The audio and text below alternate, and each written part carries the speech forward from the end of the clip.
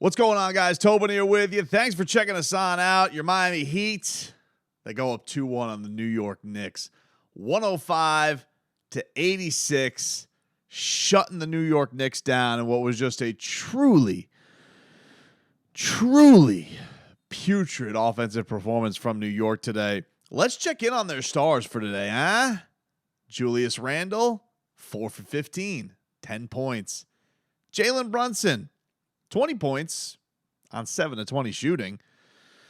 RJ Barrett, 14 points. He was 5 of 16. Just a complete turd show by the New York Knicks today. What do you know when they're not taking on the last legs of the Miami Heat and Jimmy Butler shows up?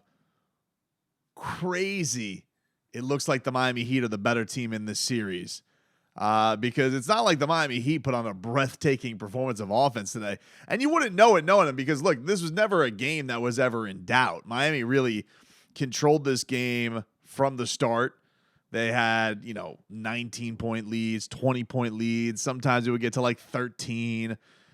Just never a game that ever felt in any kind of danger of Miami losing. And then you looked up at the end of it, and I know there were a couple of guys. There was one where Spo was asked after the game. He was like, we didn't shoot well from three today? What did we shoot? And it's like, well, Spo, you were 7 of 32. Oh, and bam. He's like looking at the box score. He goes, we shot 38% today? Like, you wouldn't have known. And that's the thing that's been impressive, I think, about this Miami Heat team, man. It's not just the fact that, yes, it has been the Jimmy show, no doubt. This guy has been a bar-none star in the playoffs. Nobody's been able to figure him out when he's healthy, except for that Josh Hart, who decides, you know what? Maybe we shouldn't have him healthy. I mean, this Josh Hart's out here. He's throwing himself around like a human torpedo left and right. Like, I get it. I understand. I feel like if he was a guy who's on your team, you would probably root for him, I guess. But him and honestly that entire Knicks team, it feels like their entire defensive philosophy is, hey, can we dive at people's legs, hold people, and just do all extracurricular stuff because we're not that talented. Like, I'm flabbergasted watching this. I feel like half the time just seeing New York Knicks scattered about the hardwood, and the Miami Heat are trying to hurdle to not get injured or have any ligaments twisted or torn. It's like they're in the middle of a BJJ match in the midst of a basketball game. So today, though, I mean, like, you look at it, and the big difference is, like, Miami did not have a great shooting game, but if you look at the people who really struggled, it was their role guys. But if you look at their stars, their go-to contributors, Jimmy and Bam were fantastic. I mean, they were far and away clearly the best two guys on the floor today, followed by Max Strus, who got this game off to an amazing start. Kevin Love, by the way, with another dime touchdown pass.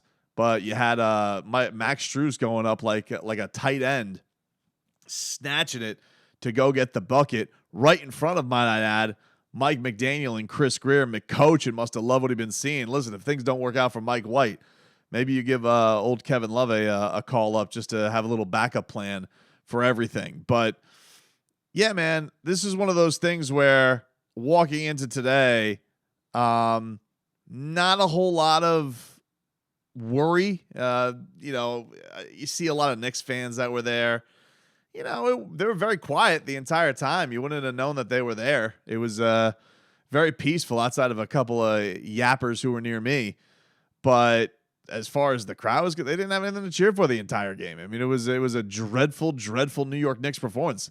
Can they perform better than that? Jesus, I hope so. I mean, it would be hard to imagine a team performing worse than they did and actually continuing in this playoffs. But, when I said from the outset of this series, I just felt like when I saw Miami do to Milwaukee would be translatable over to this Knicks series. And it hasn't been apples to apples. It's been a very different series. This has not been a series where Miami has lit it up from downtown by any means. This has not been as fluid a series. I mean, this was a very, very clunky game today. A ton of free throws for both teams. Miami, definitely had a big edge there, but I mean, also the New York Knicks were hacking like crazy. It was ridiculous. I mean, you had guys in foul trouble up the wazoo. I didn't feel like there was anything egregious. Jimmy was getting some calls, but Jimmy gets calls. He's a star. And Julius Randle was just he was a complete mess. And that's the thing that's funny about what goes back to game one. Everyone's like, well, Randle didn't play. I'm like, yeah, but you guys don't like Randle. Like, Randle is terrible in the playoffs. And you guys were not happy with his performance in the Cleveland series. And so he's going to be your savior. And could you imagine having the audacity to be Julius Randle? You put out a mixtape on Instagram after the performance that they had where they squeaked by with a win with no Jimmy Butler in game 2. Thank you, Scott Foster, for extending the series as far as humanly possible. I mean, you can bet your ass he's probably going to be there on Wednesday because they're going to need him. But I just, the idea of like losing Jimmy Butler being apples to apples with Julius Randle, like I heard a lot of that. And, this just goes typically to national media fluffing up New York as much as possible, which is why I found it hilarious today that Ben Stiller was sitting here belly aching about the broadcast. And I don't know what was on the broadcast because I was boots on the ground, so I don't know what was said. But the idea that Ben Stiller was furious with Dave Pasch, I think who was on the call today, and Hubie Brown, who is an OG Heat hater. The fact that he's out here and he's trying to say that the broadcast was biased, like he just went in a rage during these tweets. And it's like, I'm looking at some of these things from Ben Stiller. Yep, that Ben Stiller. Hard to watch Miami out hustle us on the boards. That was definitely a big swing. That Hartenstein. What was Hartenstein today on a plus minus today for Hartenstein? He was minus 18. However, not to be outdone by RJ Barrett, because this was impressive. I didn't even think this was possible. RJ Barrett tonight for the New York Knicks, minus 32 in his cool 25 minutes of work. Then you had Ben Stiller upset because Cody Zeller shoved Randle, which, first of all, Julius Randle started that bull bleep, and he wanted that to happen. He was looking for a way out. And the fact that you're getting riled up over Cody Zeller is incredible. I mean, think about that.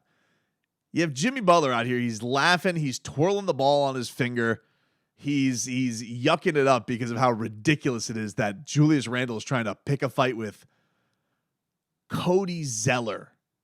And you have the Knicks fans furious. But this was my favorite part about Ben Stiller. Ben Stiller is saying the ESPN announcer, not sure who he is, already sending the Heat to the finals. Okay. Now, again, I don't know what was said by Dave Pasch.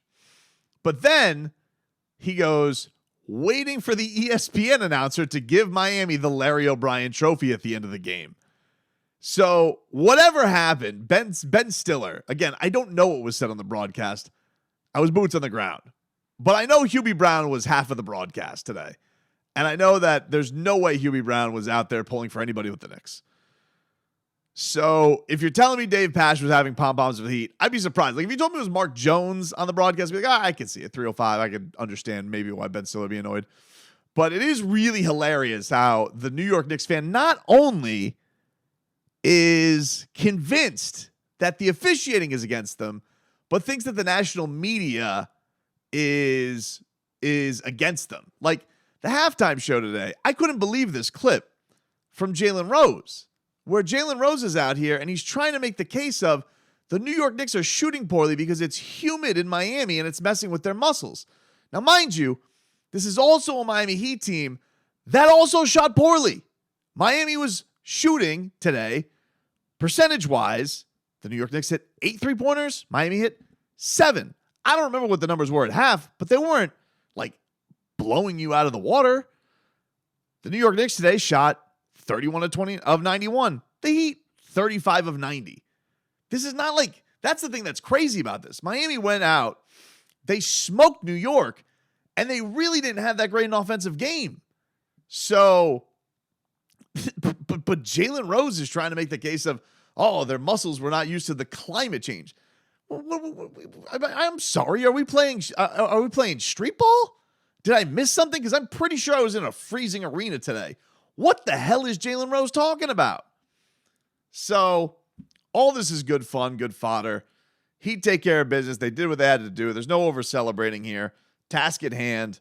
You got up 2-1. You got the chance to go up 3-1 and put a death clinch on this series coming up on Monday night.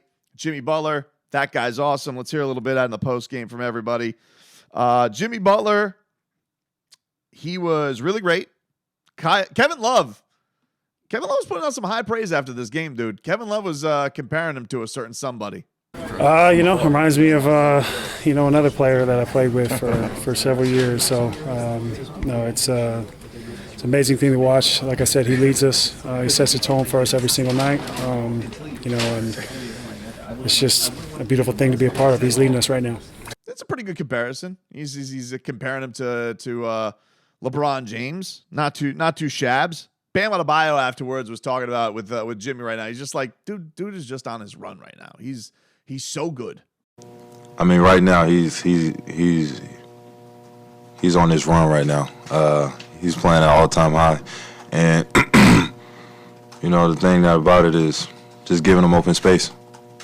Once he's one-on-one with a big, I feel like it's either a bucket or a foul. So, my job is easy: make sure he gets open. But I thought really the big thing for today's game, and I thought really swung the energy of the game, was Bam. Bam was really tough on himself after this game too. Put it all on him.